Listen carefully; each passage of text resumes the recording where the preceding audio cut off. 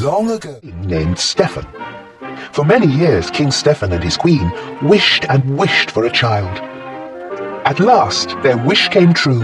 The king and queen named their daughter Aurora.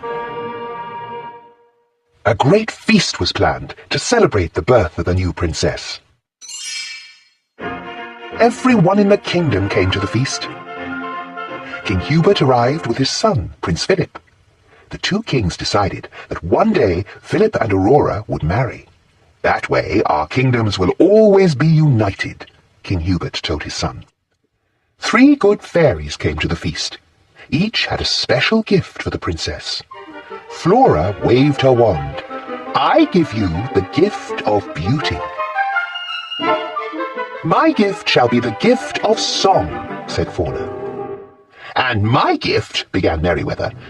Suddenly, a blast of wind blew open the castle doors. A bright flame filled the room. Then the wicked fairy, Maleficent, appeared from the flame. You did not invite me to the feast, King Stephen, but I too have a gift for the princess. Maleficent pointed at the cradle.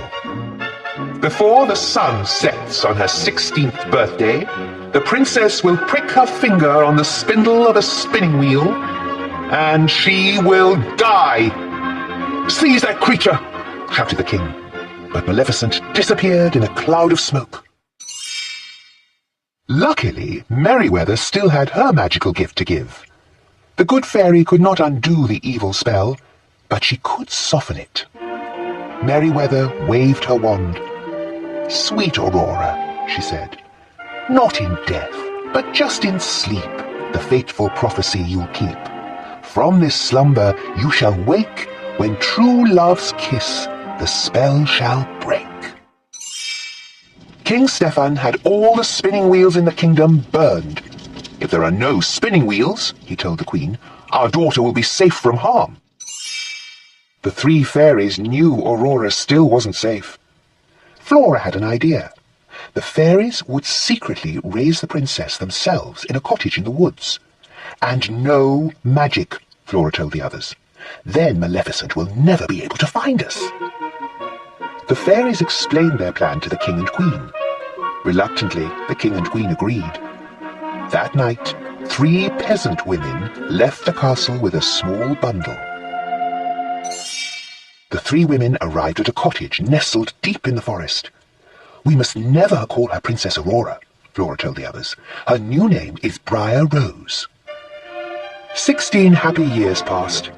Briar Rose grew into a lovely young woman. She did not know she was a princess, and she had never heard of the evil fairy. But Maleficent had not forgotten the princess. For years her soldiers had searched the kingdom. At last, they gave up. We checked every cradle, they told Maleficent. Fools, she shouted. You've been looking for a baby all these years. Maleficent turned to her pet raven.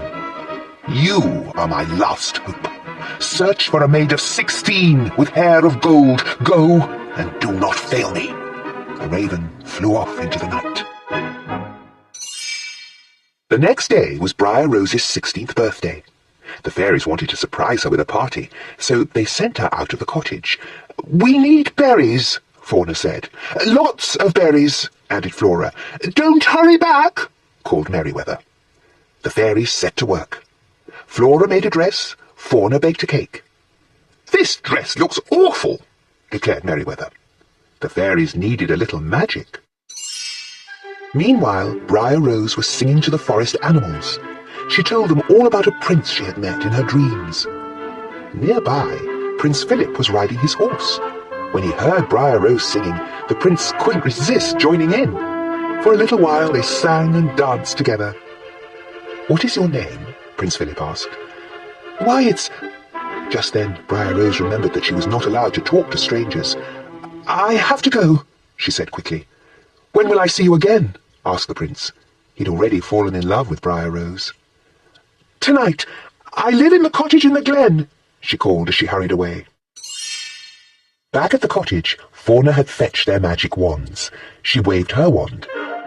Now the cake was perfect. Flora changed the dress she had made into a beautiful pink gown. "It should be blue," said Merryweather. She made the dress blue. "Pink!" shouted Flora. The fairies kept changing the dress from pink to blue, and blue to pink. Pink and blue magic dust flew everywhere. Maleficent's raven saw the magic dust flying out of the chimney. He had found the princess. Back he went to tell Maleficent. Just then, Briar Rose returned to the cottage. "Surprise!" the fairies shouted. "Oh, this is the happiest day of my life!" cried Briar Rose. "I met the most wonderful young man. He's coming here tonight." The fairies could see she was in love. "But that's terrible," said Fauna. "Why?" asked Briar Rose. The fairies told Briar Rose that she was really Princess Aurora. She had to return to the castle that very night, and she had to marry a prince. Aurora was very unhappy. She would never see the young man she had met in the forest again. Yet everyone in the castle was happy. King Stephen couldn't wait to see his daughter, and King Hubert couldn't wait for her to marry Prince Philip. When they arrived at the castle, the fairies left to fetch the king and queen. No sooner had they gone than a magic ball of light appeared. Aurora followed it up the stairs to a small room. Maleficent was waiting for her with a spinning wheel. Aurora had never seen a spinning wheel before. She reached for the spindle. "Touch it," Maleficent hissed. Aurora touched the spindle and fell into a deep sleep. The three fairies had been searching for Aurora. They found her lying on the floor, fast asleep. The fairies placed the princess on a bed. "She will sleep until she is kissed by her true love," sighed Flora. "Perhaps he is the young man she met in the forest." "He was coming to the cottage tonight," remembered Merryweather. "Let's meet him there," said Flora. "But first, let's put everyone in the castle to sleep. That way, no one will know what has happened." The fairies cast a spell over the entire castle. Soon, everyone was fast asleep. Prince Philip had already arrived at the cottage. He had decided to marry the girl he had met in the forest instead of Princess Aurora. Maleficent's soldiers were waiting for him. They tied up the prince and brought him to the Forbidden Mountains. Maleficent told Prince Philip that the girl in the forest was really Princess Aurora. She was sure he would never escape to wake his sleeping beauty. But the three fairies realized what had happened. They sneaked into the dungeon and freed the prince.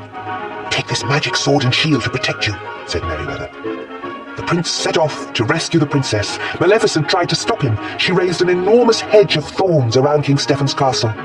But Prince Philip hacked his way through the thorns. The evil fairy was furious. She transformed herself into a fire-breathing dragon and tried to destroy the prince. Luckily, the magic shield protected him. Finally, the prince saw his chance. He threw the sword at the dragon's heart. That was the end of the dragon. And the evil fairy, too. The prince entered the palace yard. Everyone was sleeping. He raced up the stairs to the tower. He found Princess Aurora asleep on the bed. As soon as he kissed her, Aurora's eyes opened. The spell had been broken. Everyone else in the castle woke up too. The king and queen were very happy to see their daughter, and King Hubert was very happy to learn that the prince and princess were in love. The three fairies watched as the young couple danced across the floor. "I just love happy endings," sighed Fauna. Flora and Merryweather couldn't have agreed more.